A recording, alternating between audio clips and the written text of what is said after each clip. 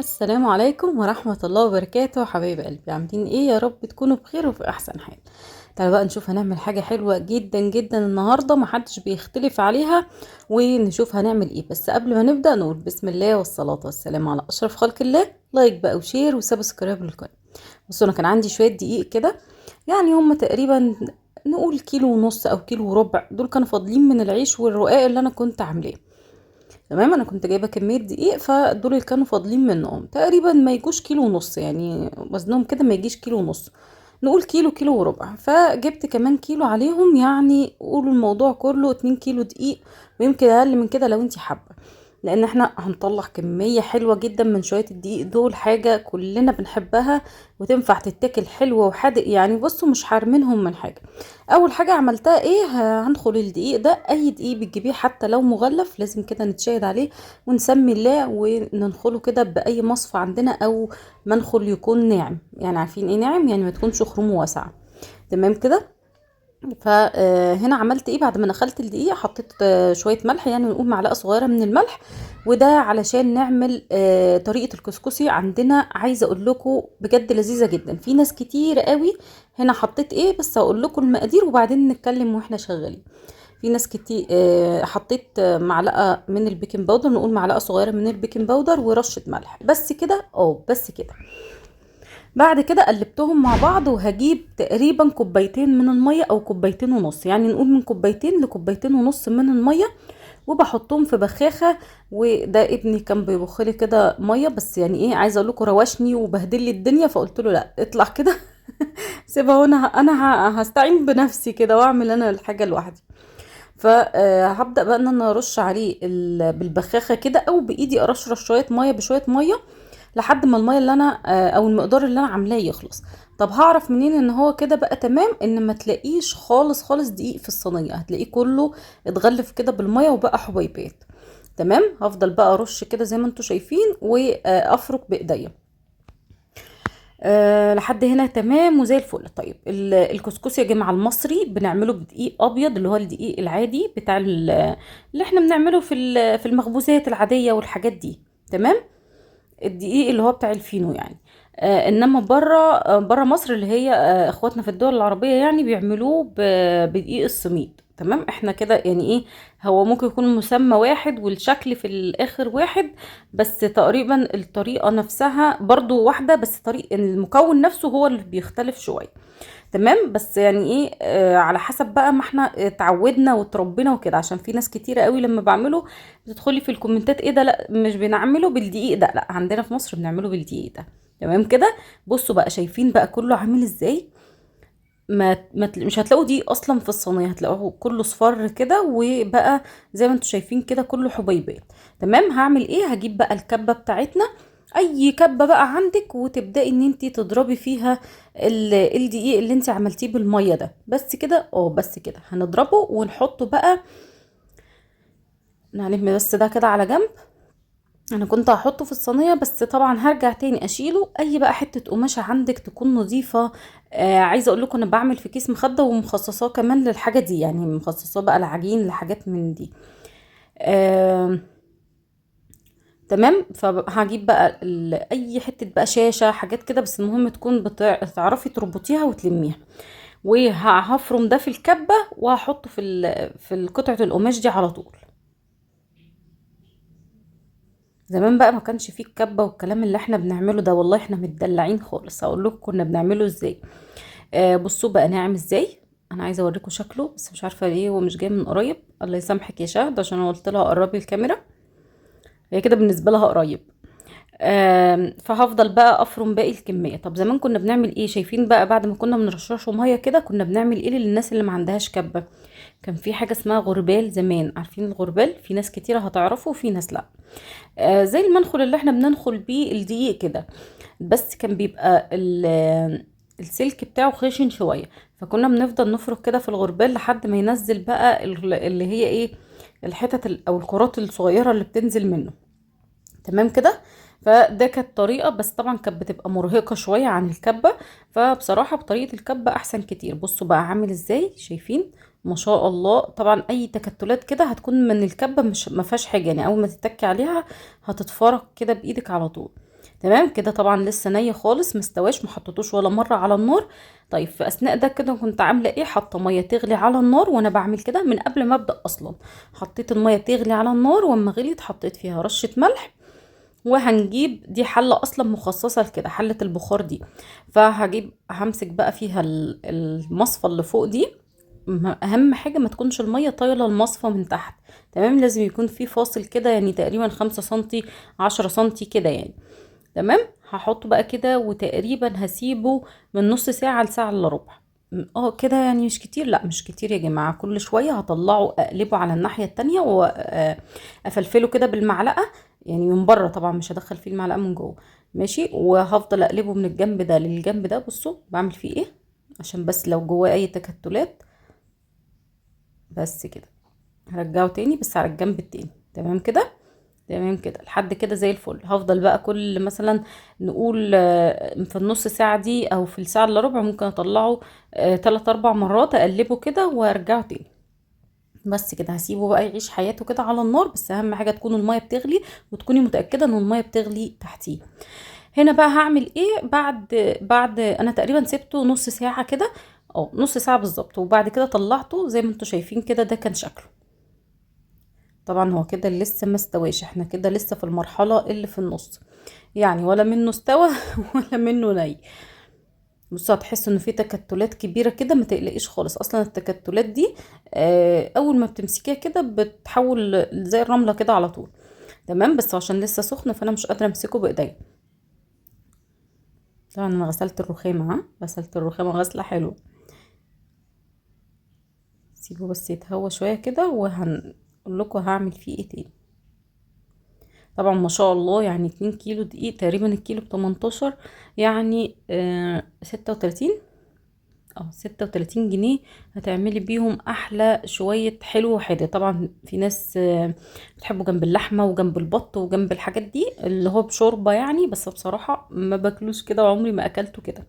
والله كنا لسه بنتكلم في الموضوع ده يوم ما كنا عند ماما. بنقول مين يعني بياكلوا بط وفراخ وحاجات ولحمة وكده.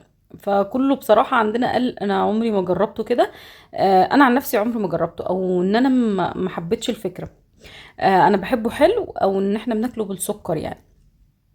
ده على حسب ما انت عايزه. بس هو كده كده احنا لحد ما بنخلصه ما بيبقاش فيه طعم معين، ولا هو حادق ولا هو حلو. فيمشي الاتنين على حسب بقى ما انت بتحبي. ممكن تعمليه جنب لحمه، جنب بط زي ما قلت لك، جنب اي حاجه بقى انت بتحبيها. بصوا هنا بقى عملت ايه، سبته بس يهدى شويه عشان اعرف امسكه بايديا. وجبت نص كوبايه ميه، من نص كوبايه لكوبايه الا ربع كده. وهبدأ ان انا ارشرش تاني علشان لما ارجعه يشرب من تاني من المية ويستوي. فاهمين قصدي. فهنا هجيب بقى نص كوباية مية زي ما قلت لكم، او كوباية الا ربع. انا هنا حطيت كوباية الا ربع علشان تقريبا دول كانوا اكتر من 2 كيلو بشوية. وهفضل بقى ايه اجيب التكتلات دي كده وافرك بايديا واشربه المية كلها. ما بكبش المية مرة واحدة، لازم اديله كده يعني زي ايه، حبة حبة يعني. طبعا البخاخة دي بتسهل عليا كتير بصراحة، وبتطلع النتيجة حلوة قوي لانها بتوزع المية مظبوط. متلاقيش حتة غرقانة مية وحتة لا.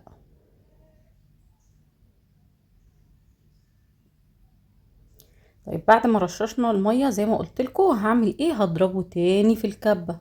انت هتوجعي دماغنا بقى كل شويه نضربه في الكبه كده يا جماعه، بيديكم نتيجه حلوه قوي، مبيبقاش فيه اي تكتلات. بيبقى ناعم. ما تلاقوهوش كده وانتي بتاكلي يقف في زورك وتلاقي ان هو بيتندغ، لا. هو بجد بيبقى خفيف كده وهش، وكمان الحبيبات بتاعته بتبقى صغيره. فبتلاقيه سهل ما بيقفش في الزور كده، عارفين. لان فيه لو عملتيه وطلع حبيباته كبيره قوي تحسي ان هو بيزور كده، عارفين اللي بيقف في زورك كده. هو ده. فاحنا مش عايزين كده خالص، عايزينه يبقى خفيف كده وهش. ولما تاكليه بجد تبقي مستمتعه، ما تبقيش حاجه متضايقه منها. تمام. فهفضل بقى ايه اضرب باقي الكميه في الكبه كده زي ما انتوا شايفين. ولو الميه حسيتي ان الميه قلت عندك، فممكن تعملي ايه، ممكن تزوديها وانتي بتضربي كده علشان تلحق تغلي.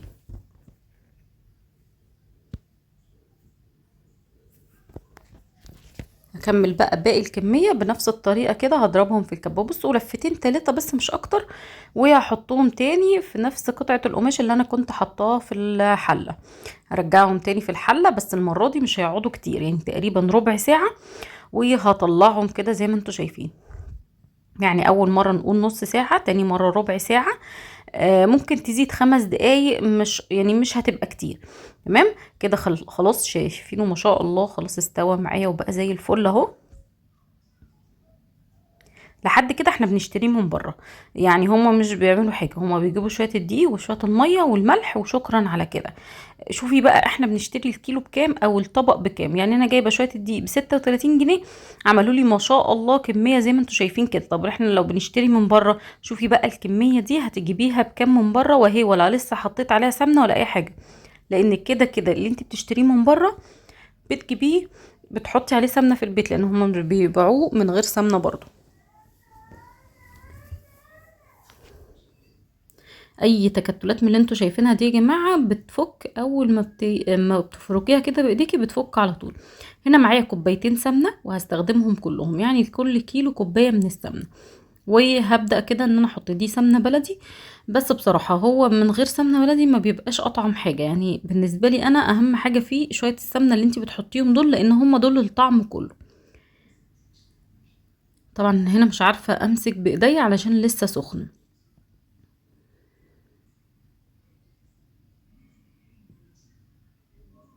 حاولت والله حاولت، بس مش قادره بجد. احنا هنعمل فيه حاجة احسن دلوقتي، احنا بس نشربه السمنة دي، وبعد كده هقول لكم هنعمل فيه ايه احسن من ايدينا اللي هتتلسوع دي. طبعا بعرف منين ان كمية السمنة كده حلوة، ان انا بلاقيه كله اتشرب بالسمنة، ما يبقاش فيه حتة بيضة كده ولا حتة، ان انتوا هتلاحظوا حتى الحتة اللي فيها سمنة لونها مصفر، والحتة اللي مش ما وصلهاش سمنة لسه هتلاقوها لونها مختلف كده او فاتحة.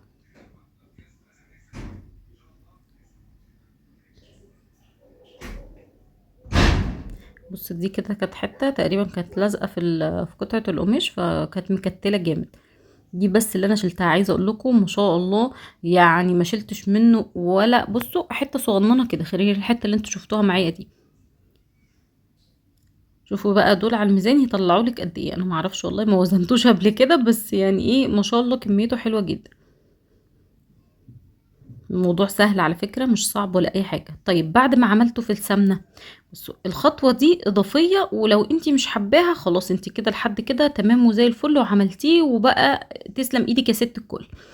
بس طيب دي خطوة اضافية، اللي هو ايه هضربه بالسمنة، بحس ان هو بتشرب السمنة اكتر، وبتلاقيه هش كده، يعني عارفة بجد بيبقى هش جدا. يعني هتشوفوا الفرق بين اللي في الصينية ده هتحسوه تقيل، وبعد ما يتضرب في الكبة ونرجعه تاني على النار 5 دقايق هتحسوه بقى هش جدا جدا جدا، اكتر من الحبة الاولانية، يعني اللي هم اللي انا قبل ما احطه على النار وهو بالسمنة. طبعا كتير هتقولوا لي لا احنا مش بنرده، وفعلا يعني هو لحد ما انتي فرقتيه بالسمنة ممكن ما تردهوش تاني عادي جدا، بس لو ردتيه هتعرفي الفرق بجد، هيبقى هش وطعمه لذيذ جدا ومتشرب كده من السمنة، بيبقى تحفة. بصوا وما ترجعيه بقى مش هتلاقي فيه اي تكتلات، لان السمنه خلاص خليته مفلفل وما فيهوش اي حاجه. بصوا عامل زي الرمله ازاي ما شاء الله، تحفه. بصي لو لقيتي فيه اي تكتلات دي هتكون اول ما تعمليها بايدك كده هتكون من السمنه، اول ما تعمليها كده بصي بايدك هتلاقيها اتفركت على طول، هتبقى حبيبات صغيره يعني. شايفين الجمال؟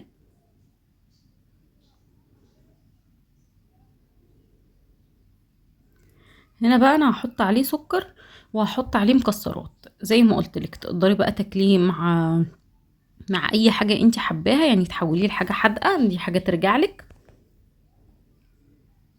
حطيت عليه شويه مكسرات وشويه سكر بودره.